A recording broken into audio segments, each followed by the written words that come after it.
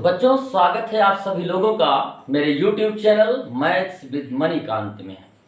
और आज हम लोग मैथमेटिक्स का बहुत ही महत्वपूर्ण टॉपिक है ट्रिग्नोमेट्री, यानी कि त्रिकोणमिति।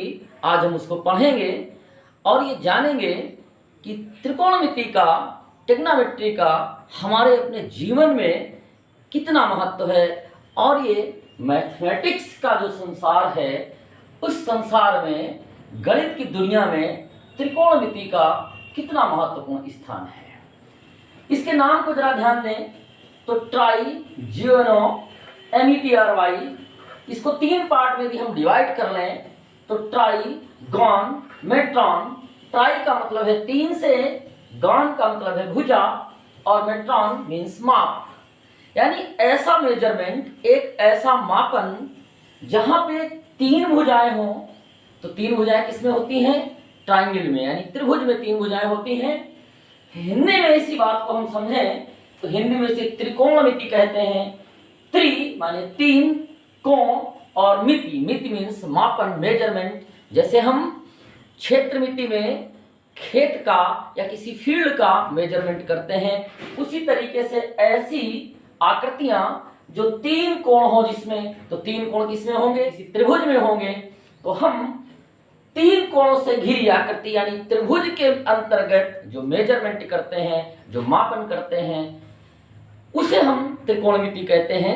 दूसरे शब्दों में और हम समझने का प्रयास करें, त्रिकोणमिति का दैनिक जीवन में उपयोग कैसे करते हैं। मान लीजिए कोई बच्चा अपने खेत पर खड़ा है और उसके खेत में एक मोबाइल टावर लगा हुआ है।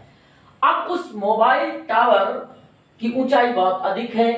यदि बच्चा यहां से खड़ा होकर के इस मोबाइल टावर के टॉप को देखता है तो प्रश्न उठता है, क्या हम इस मोबाइल टावर की लंबाई जान सकते हैं? बिना इस मोबाइल टावर की लंबाई का मापन किए क्या हमारे पास कोई दूसरा तरीका है जिससे हम ये पता कर लें कि मोबाइल टावर की लंबाई कितनी है? जी हाँ, हम यहाँ पर ये जान सकते हैं ये एंगल कितना है, और मैं ये बड़ी आसानी से जान सकता हूँ कि जो बेस की डिस्टेंस है ये कितनी है। यदि ये दो बातें हमें पता चलती हैं तो हम बहुत आसानी से पता कर सकते हैं कि मोबाइल टावर की लंबाई क्या है। तो ऐसी चीजों का अध्ययन, इन विषयों का अध्ययन हम जिस मैथमेटिक्स की ब्रांच में, गणित की जिस शाखा में करते हैं उसे हम त्रिकोणमिति कहते हैं। तो साथियों, इससे पहले हम आगे बढ़ें, आप चैनल को सब्सक्राइब करें, वीडियो को अंत तक देखें और आज के वीडियो के लिंक को अपने दोस्तों के बीच में जरूर शेयर करें। तो साथियों, आगे बढ़ें। त्रिकोणमिति में कोण की बात हो रही है तो हम कोण को समझ लेते हैं कि कोण क्या होता है, एंगल क्या होता है। कोई परिक्रामी किरण है, रिवॉल्विंग रे। कैसी रे? रिवॉल्विंग रे, जो किसी पॉइंट के रिस्पेक्ट में रिवॉल्व करती है, किसी बिंदु के सापेक्ष घूम सकती है। तो कोई परिक्रामी किरण किसी पॉइंट O के सापेक्ष, बिंदु O के सापेक्ष परिक्रमण करके अपनी प्रारंभिक स्थिति OX से अंतिम स्थिति OA में पहुंच जाती है तो एंगल यानी कोण AOX या XOA का निर्माण होता है। क्या है?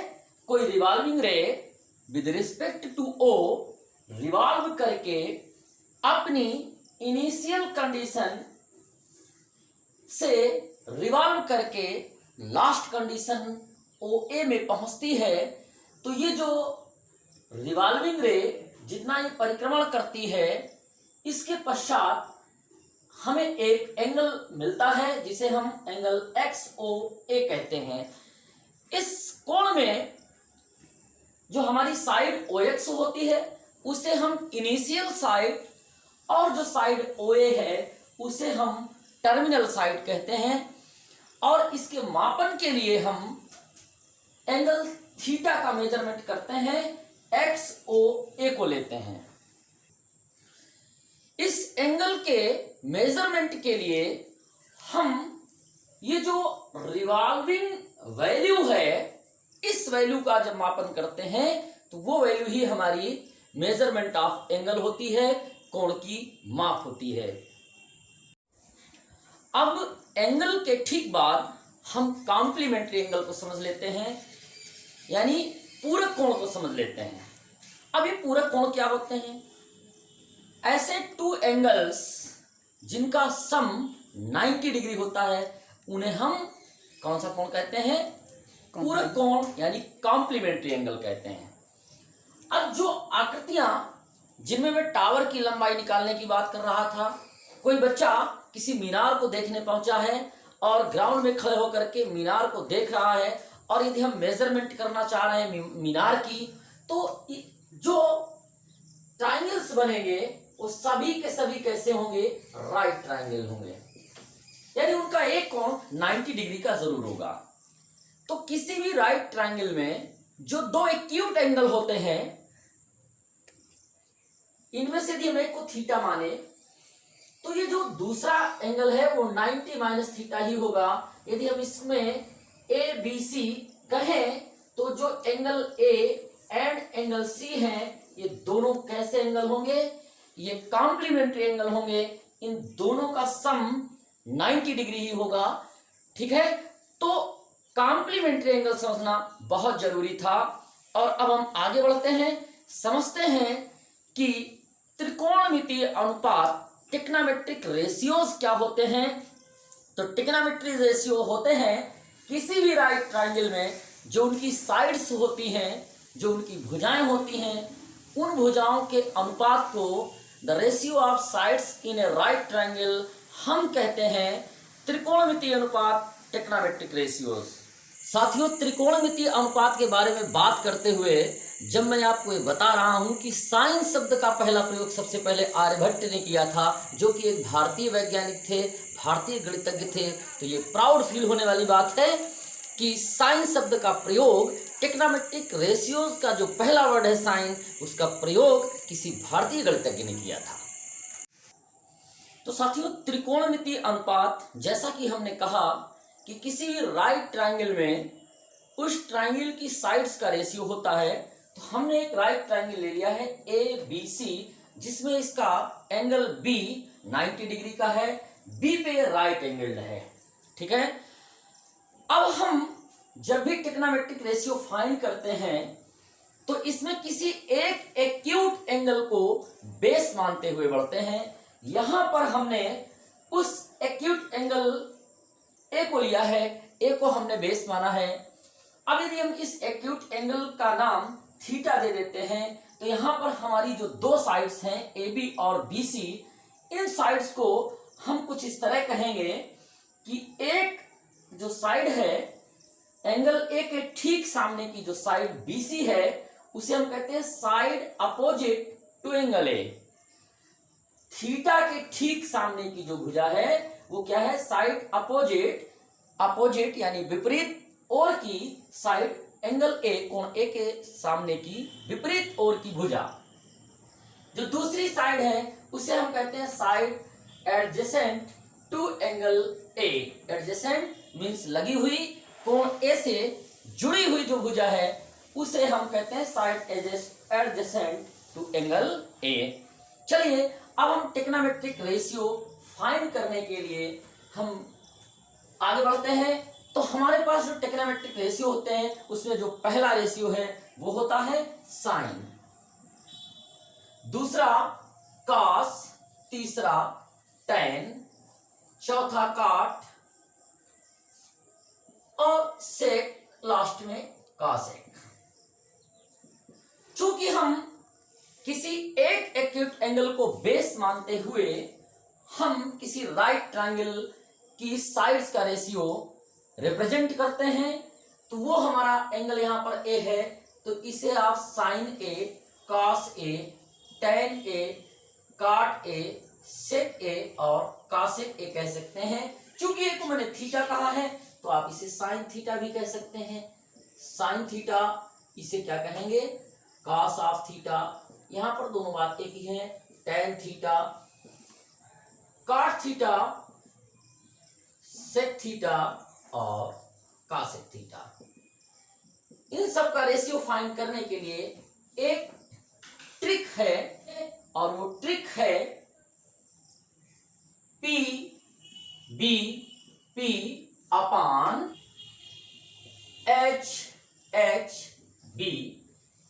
इंग्लिश में हम इस ट्रिक का प्रयोग करेंगे और यदि हिंदी में हमें ट्रिक का प्रयोग करना है और हिंदी में उस ट्रिक का प्रयोग करना है तो उसे हम कहते हैं LAL अपान KKA।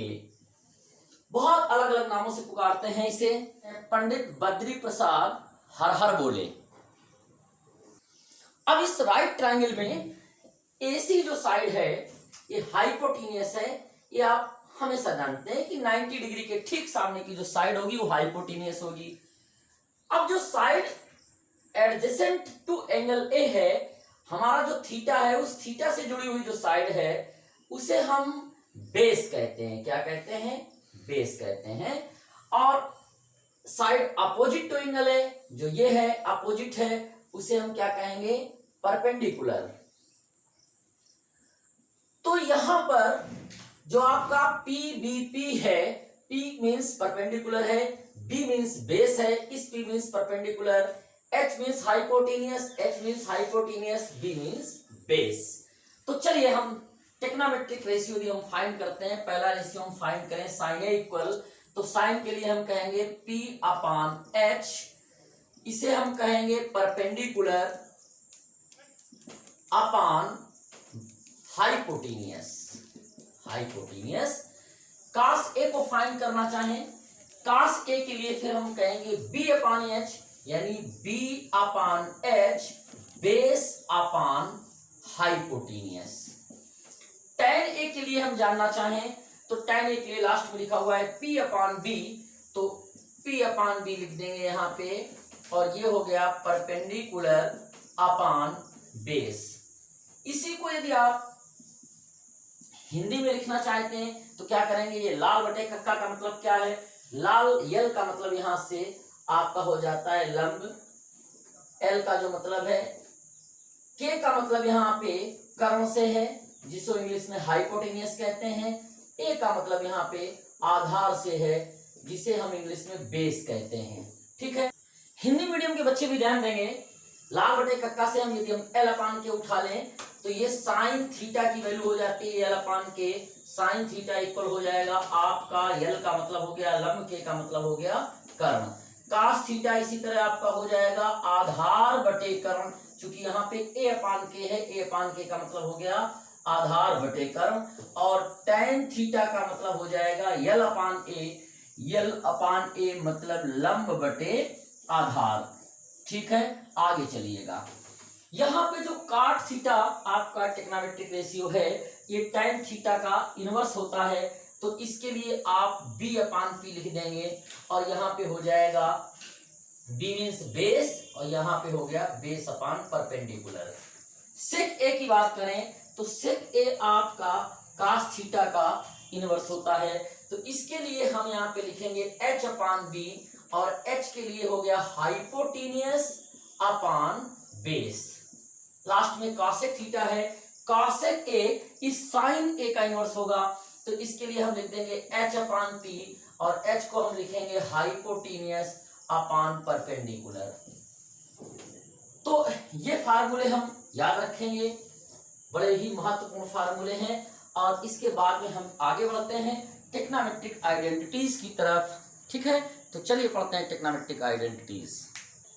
हमने कहा था कि टेक्नोमेट्रिक रेशियो फाइंड करने के लिए राइट ट्रायंगल में किसी एक एक्यूट एंगल को बेस मानते हुए हम मापन करते हैं, मेजरमेंट करते हैं। तो इस एंगल में, इस ट्रायंगल में मैंने एक्यूट एंगल ए को बेस मानते हुए साइन कास टैन काट जो ये टेक्नोमेट्रिक रेशियो हैं इनकी वैल्यू निकाली थी। अब यदि यहाँ पर हम इस एंगल ए को बेस एंगल नहीं मानते हैं, यहाँ पे इसे थीटा नहीं मानते हैं, हम एंगल सी को थीटा मानते हैं, तो फिर इसके बाद में ये जो हमारी साइड है जिसके लिए मैंने पहले लिख रखा था कि side adjacent to angle A, अब ये नहीं लिखा जाएगा, इसको लिखा जाएगा side opposite, side opposite to angle C. अब ये बेस नहीं रहेगी, अब ये फिगर भले ही ऐसे बना हुआ हो, लेकिन अब इस ए बी साइड को हम क्या मान करके चलेंगे? परपेंडिकुलर। और इस साइड को हम कहेंगे साइड एडजेस्टेंट, यानी जुड़ी हुई साइड। किससे जुड़ी हुई? एंगल सी से जुड़ी हुई। और जो पहले ये परपेंडिकुलर थी, इस स्थिति में, इस कंडीशन में इसे हम कहेंगे बेस। और यदि अब हम टेक्नोमेट्री रेशियोज की वैल्यू लिखें तो यहां पे हम लिखेंगे साइन सी इक्वल, क्या लिखेंगे? साइन सी इक्वल, फिर वही बात लिखें, P B P upon H H B. तो पी अपान एच, जरा पी अपान एच है क्या देख लें। P upon H means perpendicular upon hypotenuse. तो परपेंडिकुलर हो गया ए बी और हाइपोटेनियस हो गया ए सी। कास सी की वैल्यू लिखना चाहें तो कास सी की वैल्यू क्या हो जाएगी? बेस अपान हाइट बी अपान एच। बेस हमारा इस समय क्या है? बी सी, और एच बेस अपान हाइपोटेनियस। तो हाइपोटेनियस कितना हो गया? ए सी। टेन थीटा की वैल्यू, टेन सी की वैल्यू लिखना चाहें तो टेन सी के लिए हम लिखेंगे पी अपान बी, यानी परपेंडिकुलर अपान बेस। तो परपेंडिकुलर फिलहाल कितना है? ए बी, और बेस कितना हो गया? B C. ये कंडीशन है। पहले वाला फिगर यदि हम फिर से बना लें एक बार, और इसमें हमने ये कोण ए है, इसे यदि थीटा माना हुआ है ए बी सी, तो इस समय ये हमारा बेस होगा, और साइड अपोजिट टू एंगल ये परपेंडिकुलर था। इसमें यदि हम ए बी बी सी ए सी के टर्म में यदि हम वैल्यू लिखना चाहें तो साइन ए की वैल्यू क्या होगी? P upon H. तो साइन ए के लिए पी क्या हो गया? परपेंडिकुलर यानी बी सी, और हाइपोटेनियस कितना हो गया? ए सी। कॉस ऑफ सी लिखना चाहें तो, सॉरी, कॉस ऑफ ए लिखें यदि, तो बेस अपान हाइपोटेनियस, बेस कितना हो गया? ए बी, और हाइपोटेनियस कितना हो गया? ए सी। tan ए लिखना चाहें तो tan ए के लिए हो गया perpendicular upon base P upon B. Perpendicular कितना है? बी सी, और बेस कितना है? A B. तो देखिए हमने एक साथ दो ट्राइंगल, राइट ट्राइंगल बनाए हैं, दोनों ही बी पे राइट एंगल्ड हैं। यदि हम एक बार ए को बेस मानते हुए फार्मूले लिखते हैं तो ये वैल्यू निकल करके आएगी, और एक बार जब हम सी को अपना बेस एंगल, एक आधार कोण मानते हुए चलते हैं तो ये वैल्यू निकल करके आएगी। अब चलते हैं ट्रिग्नोमेट्रिक आइडेंटिटीज की ओर। ट्रिग्नोमेट्रिक आइडेंटिटीज में हमारे पास तीन आइडेंटिटीज हैं। पहली sine square theta plus cos square theta equal 1, दूसरी है 1 plus tan square theta equal sec square theta, और थर्ड है cot square theta plus 1 equal cosec square theta. हम तीनों को प्रूव करके लाएंगे। पहले जानते हैं sine square theta plus cos square theta की वैल्यू 1 होती है, और ये आइडेंटिटी हम प्रूव करके लाते हैं। कैसे sign square theta plus cos square theta की वैल्यू 1 होती है। आपके सामने एक राइट ट्राइंगल है जो बी पे राइट एंगल्ड है, कोण बी 90 डिग्री का है, एसी हाइपोटेनियस है। हमने यहाँ पे एंगल ए को थीटा माना है, तो एंगल के अपोजिट जो साइड बीसी है ये परपेंडिकुलर होगी, और ए बी हमारा क्या है? यहाँ पे बेस होगा। पाइथागोरस थ्योरम हम जानते हैं, तो बाई पाइथागोरस थ्योरम हम लिखेंगे हाइपोटेनियस का स्क्वायर होता है बेस का स्क्वायर प्लस परपेंडिकुलर का स्क्वायर। हाइपोटेनियस यहाँ पे क्या है? AC स्क्वायर इक्वल बेस कितना है? AB, तो AB स्क्वायर प्लस परपेंडिकुलर कितना है? BC square. इक्वेशन फर्स्ट को आप डिवाइड कर दें AC स्क्वायर से, तो equation first divided by AC square, AC square upon AC square लिख लेंगे, इक्वल साइन के नीचे equal sign, AB square upon AC square plus BC square upon AC square. AC square से AC square divide हो गया, कितना आ गया? 1 equal AB square upon AC square को आप लिख सकते हैं AB अपान AC का whole square plus BC upon AC का होल स्क्वायर, इसे लिख दीजिए। अब जरा देखिए इस इक्वेशन में AB अपान AC क्या है? AB अपान AC, AB है बेस, AC है हाइपोटेनियस, ये लिखा हुआ है बेस अपान हाइपोटेनियस का whole square, plus BC upon AC क्या है, BC हमारा परपेंडिकुलर है, BC अपान AC ये हाइपोटेनियस है, तो परपेंडिकुलर अपान हाइपोटेनियस का होल स्क्वायर 1 इक्वल, उसी से चले जो PBP अपान HHB था, तो बेस अपान H, B अपान H, इसको हमने कास कहा था, क्या कहा था, कास, यानी कास के लिए बेस अपान हाइपोटेनियस होता है, तो इसे आप लिख देंगे कास थीटा का whole square, plus hypotenuse perpendicular upon hypotenuse, ये पहले वाला है, ये आपका था साइन, तो इसे लिख देंगे साइन थीटा का होल स्क्वायर, एंगल ए को ही मैंने थीटा माना है, तो ये जो लिखा हुआ है ये वही है, क्या है, sine square theta plus cos square theta equal 1, ये आइडेंटिटी है, इसको हम ऐसे ही याद कर लेते हैं। इसको दो अलग अलग रूपों में भी याद कर सकते हैं, कैसे, साइन स्क्वायर थीटा की वैल्यू यहां से लिखना चाहें तो 1 कास स्क्वायर थीटा इस ओर आ जाएगा, तो ये 1 माइनस कास स्क्वायर थीटा हो गया, यानी प्रश्नों को जब आगे सॉल्व करेंगे तो अपनी जरूरत के अनुसार साइन स्क्वायर थीटा के स्थान पर 1 माइनस कास स्क्वायर थीटा लिख लेंगे, कास स्क्वायर थीटा की वैल्यू इसी तरह लिखना चाहें तो साइन स्क्वायर थीटा इधर आ जाएगा, वो हो जाएगा 1 minus sine square theta.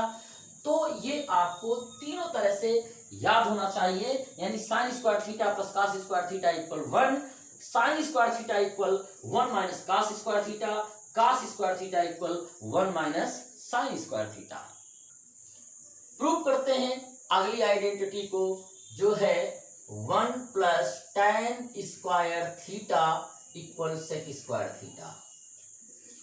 Pythagoras theorem फिर से लिखते हैं, पाइथागोरस थ्योरम क्या होती है, हाइपोटेनियस का square equal base square plus perpendicular square.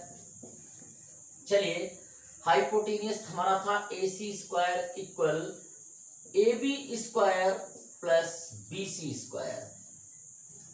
Equation 1 को AB स्क्वायर से डिवाइड कर देंगे, तो यहां लिखते हैं डिवाइडेड बाई AB स्क्वायर, ये हो गया आपका AC स्क्वायर अपान AB square equal AB square अपान AB square plus BC square अपान AB स्क्वायर।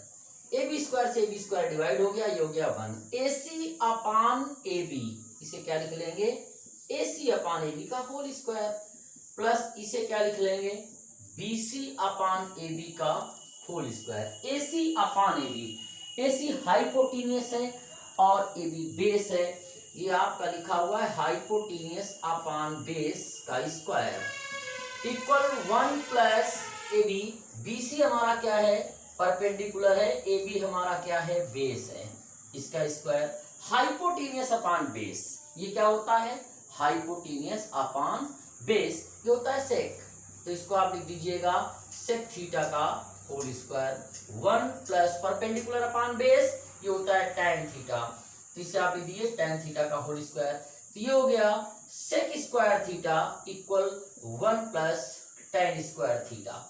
आइडेंटिटी दूसरी प्रूव हो गई। इसे भी हम यदि कहीं tan स्क्वायर थीटा की वैल्यू लिखना चाहते हैं तो इसे हम लिखेंगे sec square theta minus 1 equal tan square theta, और कभी आपको sec square theta minus tan square theta लिखा मिलता है, sec square minus tan square theta, तो उसकी जगह क्या प्रयोग कर लेंगे, 1। तो इस तरह से दूसरी आइडेंटिटी हो गई। तीसरी आइडेंटिटी क्या है वो भी जरा देख लेते हैं, फिर से हम लेते हैं बाई पाइथागोरस थ्योरम। क्या लिखते हैं, AC square equal AB square plus BC square, वही इक्वेशन जो फर्स्ट थी। इसी इक्वेशन में अब हम AB स्क्वायर से जो पहले डिवाइड किया था, अब की बार क्या करेंगे, BC स्क्वायर से डिवाइड कर देते हैं, तो AC स्क्वायर अपान BC square equal AB square अपान BC square plus BC square अपान BC स्क्वायर, इससे डिवाइड हो गया। AC अपान BC, इसे आप लिख लीजिए AC अपान BC का होल स्क्वायर, ये हो गया AB अपान BC का होल स्क्वायर प्लस 1। AC अपान BC क्या होगा, AC है हाइपोटेनियस, BC हमारा क्या है, परपेंडिकुलर, तो तो ये हाइपोटीनियस अपान परपेंडिकुलर का होल स्क्वायर इक्वल AB अपान BC। AB क्या है? बेस। BC क्या है? परपेंडिकुलर। तो इसको मैंने लिख लिया बेस अपान परपेंडिकुलर का whole square plus 1। Hypotenuse upon perpendicular क्या होता है? हाइपोटीनियस अपान परपेंडिकुलर ये होता है कासेक थीटा। तो कासेक थीटा का होल स्क्वायर हो गया। बेस अपान परपेंडिकुलर, बेस हो गया AB, परपेंडिकुलर हो गया BC। तो बेस अपान परपेंडिकुलर को हम काट थीटा कहते हैं। तो ये हो गया काट थीटा का होल स्क्वायर प्लस 1। तो cosec square theta equal cot square theta plus 1 कहो या 1 प्लस काट स्क्वायर थीटा कहो, एक ही बात है। ये तीसरी आइडेंटिटी निकल आई। इसे भी हम पक्षांतर करके means cosec square theta minus 1 equal cot square theta लिख करके या cosec square theta minus cot square theta equal 1 लिख करके इस 3 अलग अलग रूपों में अपनी आवश्यकता के अनुसार प्रश्नों को सॉल्व करने में प्रयोग करते हैं। अगले वीडियो में हम लोग आप लोगों को पढ़ाएंगे, बात करेंगे, हम लोग जानेंगे ट्रिग्नोमेट्री जो एंगल्स होते हैं 30 डिग्री, 45 डिग्री, 90 डिग्री, इनकी वैल्यू क्या होगी। त्रिकोणमिति सारणी जिसे टेबल कहते हैं, ट्रिग्नोमेट्रिक टेबल, उसके बारे में जानेंगे। और उसके अगले वीडियो में ASTC प्लेन के बारे में जानेंगे। अगले वीडियो में हम इससे ट्रिग्नोमेट्री आइडेंटिटी से जुड़ी प्रॉब्लम को भी सॉल्व करेंगे। तो मैं फिर कहूंगा कि यदि अभी तक आप लोगों ने चैनल को सब्सक्राइब नहीं किया है तो चैनल को सब्सक्राइब करें, वीडियो को लास्ट तक देखें, सभी वीडियो को लास्ट तक देखें, वीडियो के लिंक को अपने दोस्तों के बीच में शेयर करें और निरंतर हमारे साथ जुड़े रहें पूरी की पूरी ट्रिग्नोमेट्री पढ़ने के लिए। तब तक के लिए धन्यवाद।